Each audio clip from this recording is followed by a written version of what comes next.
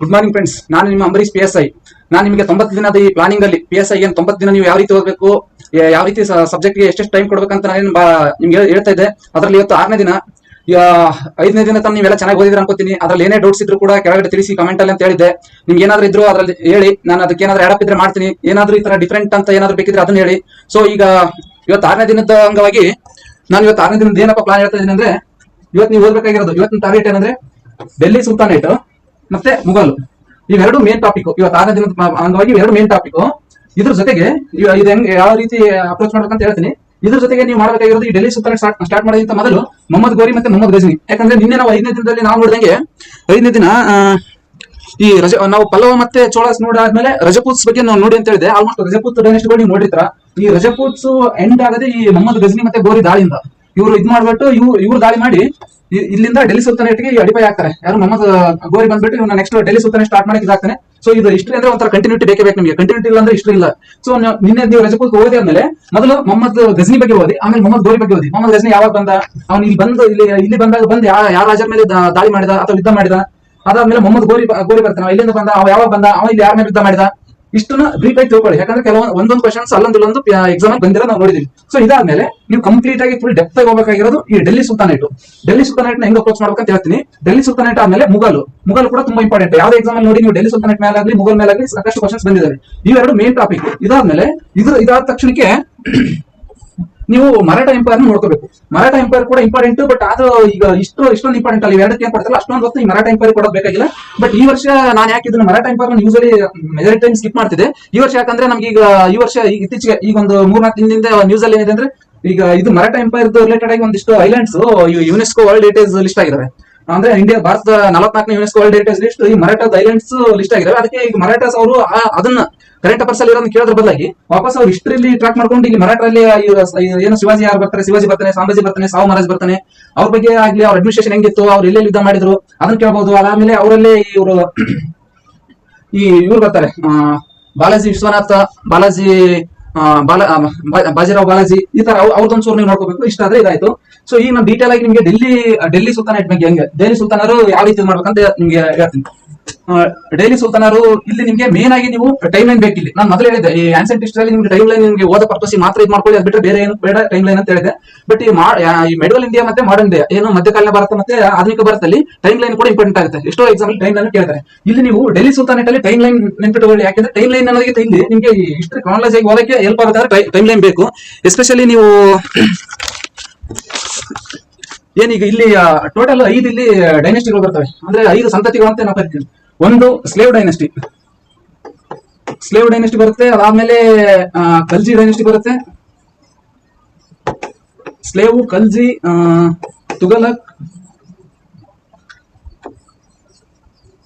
ತುಗಲಕ್, ಅದಾದ್ಮೇಲೆ slave, ಕಲ್ಜಿ, Tughlaq, Syed dynasty ಅಂತ. ಅದಾದ್ಮೇಲೆ ಲಾಸ್ಟ್ ಲೋಧಿ ಡೈನೆಸ್ಟಿ ಅಂತ ಬರುತ್ತೆ. ಈ 5 ಡೈನೆಸ್ಟಿ ನೀವು ಕ್ರೋನಾಲಜಿ ನೆನಪಿಟ್ಕೊಳ್ಳಿ. ಮತ್ತೆ ಈ ಸ್ಲೇವ್ ಡೈನೆಸ್ಟಿ ಅಥವಾ ಗುಲಾಮಿ ಸಂತತಿ ಏನಂತೀವಿ ಅಥವಾ ಮಮ್ಲೂಕ್ ಡೈನೆಸ್ಟಿ ಅಂತ ಕರಿತಾರೆ ಇದನ್ನ. ಇದು ಯಾರು ಸ್ಟಾರ್ಟ್ ಮಾಡಿದ್ರು, ಇದರಲ್ಲಿ ಮುಖ್ಯವಾಗಿ ಬರ ರಾಜರುಗಳ ಯಾರು, ಇದನ್ನ ಯಾರು ಕುತುಬ್ದೀನ್ ಐಬಕ್ ಸ್ಟಾರ್ಟ್ ಮಾಡ್ತಾನೆ ಈ ಸ್ಲೇವ್ ಡೈನೆಸ್ಟಿನ. ಯಾಕಂದ್ರೆ ಕುತುಬ್ದೀನ್ ಐಬಕ್ ಏನಿದಲ್ಲ, ಇವನು ಆಕ್ಚುಲಿ ಮೊಹಮ್ಮದ್ ಗೋರಿ ಇರ್ತಾನಲ್ಲ, ಅವನು ಸ್ಲೇವ್, ಅಂದ್ರೆ ಅವ್ನು ಗುಲಾಮ. ಅವನು ತಂದು ಮೊಹಮ್ಮದ್ ಗೋರಿಯನ್ನು ಇಲ್ಲಿ ಬಂದು ಈ ಪೃಥ್ವಿರಾಜ್ ಚೌಹಾಣ್ ಸೋಲಿಸಾದ್ಮೇಲೆ ಇಲ್ಲಿ ಅವನ ಡೆಲ್ಲಿಯಲ್ಲಿ ಇವನ್ನ ರಾಜವರ ಮಾಡಕ್ ಕೂಡಿಸ್ತಾನೆ. ಅದನ್ನೇ ಸ್ಲೇವ್ ಡೈನೆಸ್ಟಿ ಅಂತಾರೆ. ಕುತುಬ್ದೀನ್ ಐಬಕ್ ಇಲ್ಲಿ ಏನು 1206ರಿಂದ ಈ ಡೆಲ್ಲಿ ಸುಲ್ತಾನೇಟ್ಗೆ ಅಡಿಪಾಯ ಆಗ್ತಾನೆ. 1206ರಿಂದ ಸ್ಲೇವ್ ಡೈನೆಸ್ಟಿ ಸ್ಟಾರ್ಟ್ ಆಗುತ್ತೆ. ಇಲ್ಲಿ ಆದ್ಮೇಲೆ ಕುತುಬ್ದೀನ್ ಐಬಕ್ ಬರ್ತಾನೆ. ಇವನ್ ಏನೇನ್ ಮಾಡಿದ, ಇವನು ಅಂದ್ರೆ ಯುದ್ಧ ಯಾರ ಮಾಡಿದ, ಅವ್ನೇನಾದ್ರೂ ಈಗ ಆರ್ಕಿಟೆಕ್ಚರ್ಗೆ, ಸ್ಕಲ್ಪ್ಚರ್ಗೆ, ಅಡ್ಮಿನಿಸ್ಟ್ರೇಷನ್ಗೆ ಏನಾದ್ರೂ ಇಂಪಾರ್ಟೆಂಟ್ ಕೊಟ್ಟಿದ್ದ ಅದು ಮಾಡ್ಬೇಕು. ಯಾಕಂದ್ರೆ ಈಗ ಕುತುಬ್ ಮಿನಾರ್ ಇದೆಯಲ್ಲ, ಕುತುಬ್ ಮಿನಾರ್ ಸ್ಟಾರ್ಟ್ ಮಾಡಿದ್ದ ಇವನು. ಇದಾದ್ಮೇಲೆ ಕುತುಬ್ ಮಿನಾರ್ನ ಇಲ್ತಮಿಶ್ ಕಟ್ಸ್ತಾನೆ, ಫಿರೋಜ್ ಶಾ ತುಘಲಕ್ ಕಟ್ಸ್ತಾನೆ. 4-5 ಜನ ಇದ್ದಾರೆ. ಇವನ್ ಅಲಾವುದ್ದೀನ್ ಖಿಲ್ಜಿನೂ ರಿಪೇರ್ ಮಾಡ್ತಾನೆ ಅಂತ ಹೇಳ್ತಾರೆ. ಸೊ ಈ ತರ ಬೇರೆ ಈಗ ಇವರು ಕುತುಬ್ದೀನ್ ಐಬಕ್ ಕಾಲದಲ್ಲಿ ಏನೇನ್ ಬಂದಿತ್ತು ಅದನ್ನ ನೋಡ್ಕೋಬಹುದು. ಅದಾದ್ಮೇಲೆ ಇದೇ ಸ್ಲೇವ್ ಡೈನೆಸ್ಟಿಯಿಂದ ಇನ್ಯಾರು ಬರ್ತಾರೆ, ನೆಕ್ಸ್ಟ್ ಇಲ್ತಮಿಶ್ ಬರ್ತಾನೆ. ಇಲ್ತಮಿಶ್ ಬಂದಾಗ ಇಲ್ತಮಿಶ್ ಕಾಲದಲ್ಲಿ ಏನೇನಾಯ್ತು, ಇವ್ನು ಯಾರ ಮೇಲೆ ಯುದ್ಧ ಮಾಡಿದ, ಇವನ್ ಅಡ್ಮಿನಿಸ್ಟ್ರೇಷನ್ ಹೆಂಗಿತ್ತು, ಇವನ್ ಯಾರೋ ಈ ಚಹಲ್ಗಾಣಿ ಸಂತ ಸ್ಥಾಪನೆ ಮಾಡ್ತಾನೆ. ಅಂದ್ರೆ 40 ಜನ ಒಬ್ಬ ಏನು ದಕ್ಷ ಅಧಿಕಾರಿಗಳಂತ ಅದನ್ನ ಎಸ್ಟಾಬ್ಲಿಷ್ ಮಾಡ್ತಾನೆ. ಮತ್ತೆ ಇವ್ನು ಕೆಲವೊಂದು ಅಡ್ಮಿನಿಸ್ಟ್ರೇಷನ್ ರಿಫಾರ್ಮ್ಸ್ ತರ್ತಾನೆ, ಸಾಕಷ್ಟು ರಿಫಾರ್ಮ್ಸ್ ತರ್ತಾನೆ. ಅವ್ರನ್ನೆಲ್ಲ ನೀವು ಕರೆಕ್ಟಾಗಿ ನೋಡ್ಕೋಬೇಕು. ಈ ಯಾವ್ದು ಈ ಟ್ಯಾಕ್ಸ್ ಸಿಸ್ಟಮ್ ತರ್ತಾನೆ. ಈಗ ಪ್ರತಿಯೊಂದು ಈಗ ಇವ್ರ ಕಾಲದಲ್ಲಿ ಏನಾಗುತ್ತಲ್ಲ ಇದನ್ನ ನೋಡ್ಕೋಬೇಕು. ಇವನಾದ್ಮೇಲೆ ಬಲ್ಬನ್ ಬರ್ತಾನೆ. ಇವು ಸ್ಲೇವ್ ಡೈನೆಸ್ಟಿ ಅಲ್ಲಿ ಇವ್ರು ಮೂವರು ತುಂಬಾ ಇಂಪಾರ್ಟೆಂಟ್. ಮತ್ತೆ ನಿಮ್ಗೆ ಬೇರೆ ಕ್ವಶನ್ ಪೇಪರ್ ಎಲ್ಲ ನೋಡಿ ನಿಮ್ಗೆ ಬೇರೆ ಯಾರು ಇಂಪಾರ್ಟೆಂಟ್ ಅನ್ಸಿದ್ರೆ ಅದನ್ನ ನೋಡ್ಕೊಳ್ಳಿ. ಅದೇ ರೀತಿ ನೆಕ್ಸ್ಟ್ ಈ ಖಿಲ್ಜಿ ಡೈನೆಸ್ಟಿ ಬನ್ನಿ. ಖಿಲ್ಜಿ ಡೈನೆಸ್ಟಿ ಬಂದ್ರೆ ಈಗ ನಾನು ಯಾವ್ದೋ ಸ್ಲೇವ್ ಡೈನೆಸ್ಟಿ ಬಗ್ಗೆ ಹೇಳಿದೆ. ಈಗ ಒಂದು ಮತ್ತೆ ಯಾವ್ದೋ ಖಲ್ಜಿ ಡೈನೆಸ್ಟಿ ಅಥವಾ ಇದು ಇಂಗ್ಲಿಷ್ ನಲ್ಲಿ ಖಲ್ಜಿ ಅಂತಾರೆ, ಕನ್ನಡದಲ್ಲಿ ಖಿಲ್ಜಿ ಅಂತಾರೆ. ಇದರಲ್ಲಿ ಸ್ಥಾಪಕ ಗಿಯಾಸುದ್ದೀನ್ ಖಿಲ್ಜಿ. ಬಟ್ ಇದರಲ್ಲಿ ಮೇನ್ ಅಂದ್ರೆ ತುಂಬಾ ಫೇಮಸ್ ರೂಲರ್ ಅಂದ್ರೆ ಅಲಾವುದ್ದೀನ್ ಖಿಲ್ಜಿ. ಅಲಾವುದ್ದೀನ್ ಖಿಲ್ಜಿ ಸಾಕಷ್ಟು ರಿಫಾರ್ಮ್ಸ್ ತರ್ತಾನೆ, ಸಾಕಷ್ಟು ಏನೋ ಆಡಳಿತಾತ್ಮಕವಾಗಿ ಬದಲಾವಣೆಗಳು ತರ್ತಾನೆ.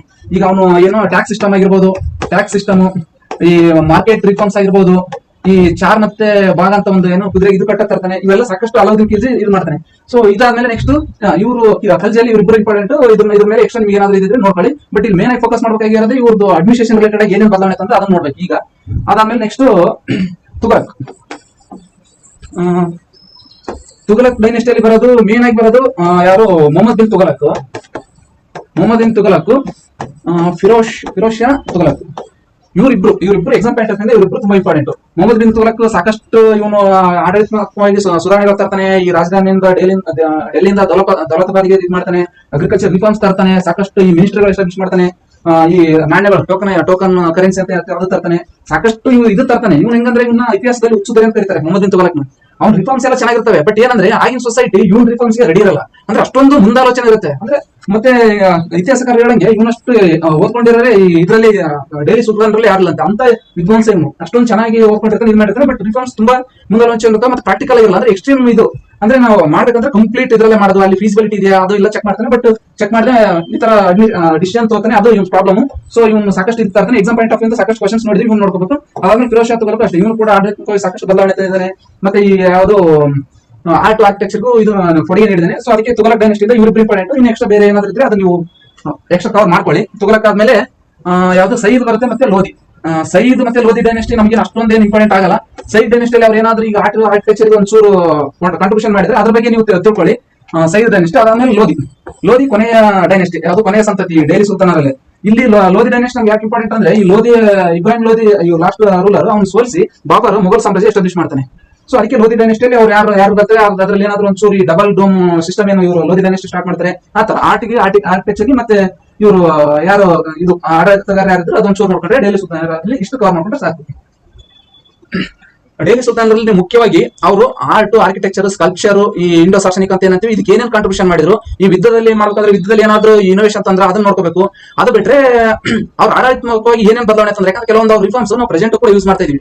ಸೊ ಎಕ್ಸಾಮ್ ಹೆಂಗ್ ಮೈಂಡ್ ಸೆಟ್ ಇರುತ್ತೆ ಅಂದ್ರೆ ಎಕ್ಸಾಮ್ ಅವರಿಗೆ ಆಗಿನ ಸೊಸೈಟಿ ಹೆಂಗಿತ್ತು, ಆಗಿನ ಟ್ಯಾಕ್ಸೇಷನ್ ಹೆಂಗಿತ್ತು, ಆಗಿನ ಅಡ್ಮಿನಿಸ್ಟ್ರೇಷನ್ ಹೆಂಗಿತ್ತು ಅದನ್ನ ನೋಡ್ಕೊಂಡು ನಾವು ಇವಾಗ ಏನ್ ಇನ್ಫ್ಲೂಯೆನ್ಸ್ ಆಗಿದ್ವಿ ಅದನ್ನ ಈಗ ಕ್ವಶನ್ ಕೇಳೋ ಚಾನ್ಸ್ ಇರುತ್ತೆ. ಸೊ ನೀವು ಇಷ್ಟರಿಂದ ಕಂಪ್ಲೀಟ್ ಆಗಿ ಯಾರ ಮೇಲೆ ಯುದ್ಧ ಮಾಡಿದ, ಯಾರು ತಂದೆ, ಅವ್ರ ತಂದೆ ಯಾರು, ಮಗ ಯಾರು ಅನ್ನೋದನ್ನ ಒಂಚೂರು ನೀವು ಇದು ಇಟ್ಟು ಸೈಡ್ಗೆ ಇಟ್ಟು ನಿಮ್ಗೆ ಏನು ಈ ಆಂಗಲ್ ಅಲ್ಲಿ ಆರ್ಟ್ಗೆ ಕಾಂಟ್ರಿಬ್ಯೂಷನ್ ಇದೆ, ಆರ್ಕಿಟೆಕ್ಚರ್ ಏನಿದೆ, ಈ ಲಿಟರೇಚರ್ ಏನಿದೆ, ಕಲೆಗೆ ಏನಿದೆ, ಆಡಳಿತಾತ್ಮಕವಾಗಿ ಏನಿದೆ, ಈ ಆಂಗಲ್ ಅಲ್ಲಿ ನೀವು ಡೆಲ್ಲಿ ಸುಲ್ತಾನ ಕಂಪ್ಲೀಟ್ ಆಗಿ ನೋಡ್ಕೋಬೇಕು. ಅದೇ ರೀತಿ ಇದು ಎಲ್ಲಾನು ಮುಘಲ್ಗೆ ಅಪ್ಲೈ ಆಗುತ್ತೆ.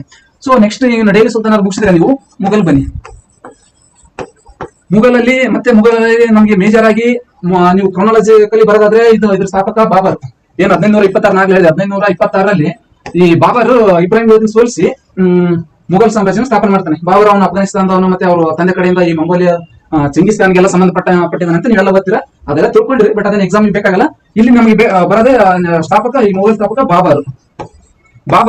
ಇವನು 1526ರಲ್ಲಿ ಬಂದು 26ರಲ್ಲಿ ಯಾವ್ದೋ ಯುದ್ಧ ಮಾಡ್ತಾನೆ, 27ರಲ್ಲಿ ಮಾಡ್ತಾನೆ. ಅವ್ನು ಯಾವ ಯುದ್ಧ ಮಾಡಿದ ಅವೆಲ್ಲ ನೆನ್ಪಿಟ್ಕೊಳ್ಳಿ. ಮತ್ತೆ ಬಾಬರ್ ಅನ್ನೋದು ಬುಕ್ ಬರೀತಾನೆ, ಅದನ್ನ ನೆನ್ಪಿಟ್ಕೊಳ್ಳಿ. ಈ ತರ ಅಂದ್ರೆ ಇದು ಇವನ್ ಸಾಕು. ಬಾಬರ್ ಆದ್ಮೇಲೆ ಬಾಬರ್ ಮಗ ಹುಮಾಯೂನ್ ಏನೇನ್ ಮಾಡ್ದ, ಇವ್ನು ಯಾವ ಯುದ್ಧ ಮಾಡಿದ, ಏನಾದ್ರು ಆರ್ಟ್ ಆರ್ಕಿಟೆಕ್ಚರ್ ಏನಾದ್ರು ಕಲೆ ಕಾಂಟ್ರಿಬ್ಯೂಷನ್ ಇದ್ರೆ ಇವ್ನು ಇದು ಮಾಡಿ. ಇವನಾದ್ಮೇಲೆ ಹುಮಾಯೂನ್ ಕಾಲದಲ್ಲಿ ಹುಮಾಯೂನ್ ಅಂದ್ರೆ ಏನೋ ಇದ್ರಲ್ಲಿ ಇಸ್ಲಾಂ ಅಲ್ಲಿ ಏನೋ ಅದೃಷ್ಟ ಅಂತಂತೆ. ಬಟ್ ಇವನು ಯಾಕಂದ್ರೆ ಇವನಷ್ಟು ದುರಾದೃಷ್ಟ ಅಂತ ಯಾರಿಲ್ಲ. ಯಾಕಂದ್ರೆ ಇವನು ಯಾರು ಸೂರ್ ಡೈನೆಸ್ಟಿ ಇದೆಯಲ್ಲ, ಸೂರ್ ಡೈನೆಸ್ಟಿ ಇವನು ಸೋಲಿಸಿ ನಡು ಇವನು ಮೊಘಲ್ ಸಾಮ್ರಾಜ್ಯನೇ ಒಂಥರ ಈಗ ಸ್ಟಾಪ್ ಆಗಿರುತ್ತೆ.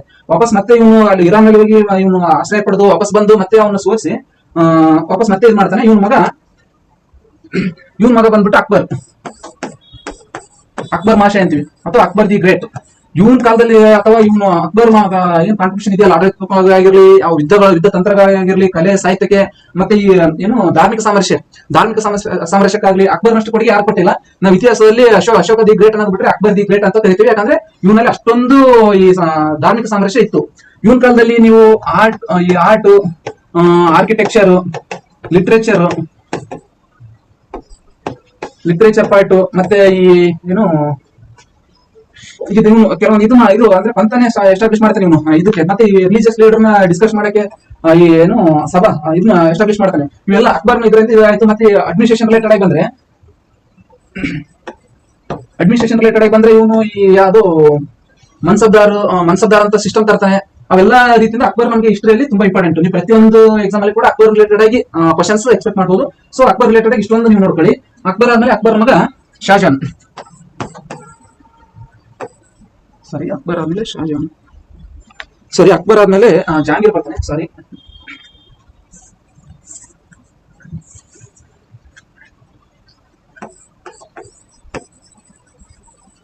ಅಕ್ಬರ್ ಆದ್ಮೇಲೆ ಜಹಾಂಗೀರ್ ಬರ್ತಾನೆ. ಇವನ್ ಕಾಲದಲ್ಲಿ ಏನೇನು ಇದಾಯ್ತು ಅಂತ ನೋಡ್ಕೋಬಹುದು. ಬಟ್ ಅಕ್ಬರ್ ಕಂಪೇರ್ ಮಾಡಿದ್ರೆ ಅಷ್ಟೊಂದೇನು ಹೇಳ್ಕೊಳ್ಳುವಂತ ಸಾಧನೆಗಳ ಜಹಾಂಗೀರ್ ಅವರಿಂದ ಬಂದಿಲ್ಲ. ಬಟ್ ಇವರು ಈಗ ಈ ಪೇಂಟಿಂಗ್ ಗೆ ಮತ್ತೆ ಕೆಲವೊಂದು ಈ ಆರ್ಕಿಟೆಕ್ಚರ್ ಗೆ ಇದು ಮಾಡಿದರೆ ಕಾಂಟ್ರಿಬ್ಯೂಷನ್ ಇದೆ. ಇವರು ಆ ಪಾಯಿಂಟ್ ಆಫ್ ಇವ್ರು ನೋಡ್ಕೋಬಹುದು. ಮತ್ತೆ ಏನಾದ್ರು ನಿಮ್ಗೆ ಯಾವ್ದಾದ್ರು ಯುದ್ಧ ಇಂಪಾರ್ಟೆಂಟ್ ಅನ್ಸಿದ್ರೆ ಅದನ್ನ ನೋಡ್ಕೊಳ್ಳಿ. ಅದು ಬಿಟ್ರೆ ಜಹಾಂಗೀರ್ ಆದ್ಮೇಲೆ ಶಾಜಾನ್.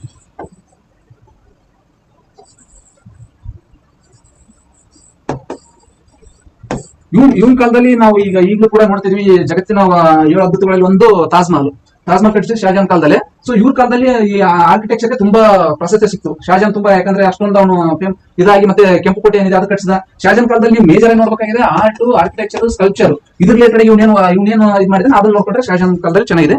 ಅದಾದ್ಮೇಲೆ ಔರಂಗಜೇಬ್. ಶಾಜಾನ್ ಆದ್ಮೇಲೆ ಔರಂಗಜೇಬ್ ಬರ್ತಾನೆ. ಔರಂಗಜೇಬು ಕೂಡ ಹೆಂಗಂದ್ರೆ ಅಕ್ಬರ್ ಎಷ್ಟು ಬುದ್ಧಿವಂತ ಆಗಿದ್ದ, ಔರಂಗಜೇಬ್ ಕೂಡ ಅಷ್ಟೇ ಬುದ್ಧಿವಂತ ಆಗಿದ್ದ ಅಂತ ಇತಿಹಾಸಕಾರ ಹೇಳ್ತಾರೆ. ಅಂದ್ರೆ ಅಕ್ಬರ್ ಕೂಡ ಔರಂಗಜೇಬ್ ಕೂಡ ಸಾಕಷ್ಟು ಈ ಆಡಳಿತವಾಗಿ ವರ್ಕ್ ಮಾಡಿದಾನೆ. ಬಟ್ ಏನಂದ್ರೆ ಇಲ್ಲಿ ಇವನಲ್ಲಿ ಈ ಧಾರ್ಮಿಕ ಸಾಮರಸ್ಯ ಇರಲಿಲ್ಲ. ಹಂಗಾಗಿ ಇವನು ಪ್ರತಿಯೊಂದು ಇದ್ರ ಮೇಲೂ ಕೂಡ ಇಸ್ಲಾಂ ಏರಿಕೆಯಿಂದ ಇವನೇ ಒಂದು ರೀತಿ ಇತಿಹಾಸಕಾರ ಹೇಳೋ ಪ್ರಕಾರ ಔರಂಗಜೇಬನ್ ಕಾಲಕ್ಕೆ ಮತ್ತೆ ವಾಪಸ್ ಅಕ್ಬರ್ ಕಾಲಕ್ಕೆ ಪೀಕ್ ಹೋಗಿತ್ತು. ಮತ್ತೆ ಶಹಜಾನ್ ಇವರು ಜಹಾಂಗೀರ್ ಬಂದಾಗ ಡೋನಿ ಬಂದಿತ್ತು. ಮತ್ತೆ ಅಕ್ಬರ್ ಕಾಲಕ್ಕೆ ಮತ್ತೆ ಪೀಕ್, ಔರಂಗಜೇಬ್ ಕಾಲಕ್ಕೆ ಮತ್ತೆ ಪೀಕ್ ಹೋಯ್ತು. ಬಟ್ ಏನಂದ್ರೆ ಇವನು ಈ ಕೆಲವೊಂದು ನೀತಿಗಳಿಂದ ಸೊ ಇವನ್ ಡಿಕ್ಲೈನ್ ಸ್ಟಾರ್ಟ್ ಆಯ್ತು, ಮೊಘಲ್ ಡಿಕ್ಲೈನ್ ಸ್ಟಾರ್ಟ್ ಆಗುತ್ತೆ ಆಯ್ತು ಅಂತ ಹೇಳ್ತಾರೆ. ಸೊ ಇಷ್ಟ ಆದ್ರೆ ನಿಮ್ಗೆ ಔರಂಗಜೇಬ್ ರಿಲೇಟೆಡ್ ಆಗಿ ಅವನೇನು ಯುದ್ಧ ಮಾಡಿದ್ದು, ಅವನೇನಾದ್ರೂ ಇದ್ರೆ ಅದನ್ನ ತಿಳ್ಕೊಳ್ಳಿ. ಯಾಕಂದ್ರೆ ಇವನ್ ಮೇಲೆ ಕ್ವಶನ್ಸ್ ನೋಡಿದೀವಿ ನಾವು, ಬಂದಿದ್ದಾವೆ. ಸೊ ಇದು ಬಿಟ್ರೆ ಇನ್ನು ನೆಕ್ಸ್ಟ್ ನಾನು ಆಗ್ಲೇ ಹೇಳ್ದಂಗೆ ನಿಮ್ಗೆ ಇದ್ಯಾರು ಮರಾಠಾಸ್ ರಿಲೇಟೆಡ್ ಆಗಿ ನಿಮ್ಗೆ ಚೆನ್ನಾಗಿ ಗೊತ್ತಿರಬೇಕು.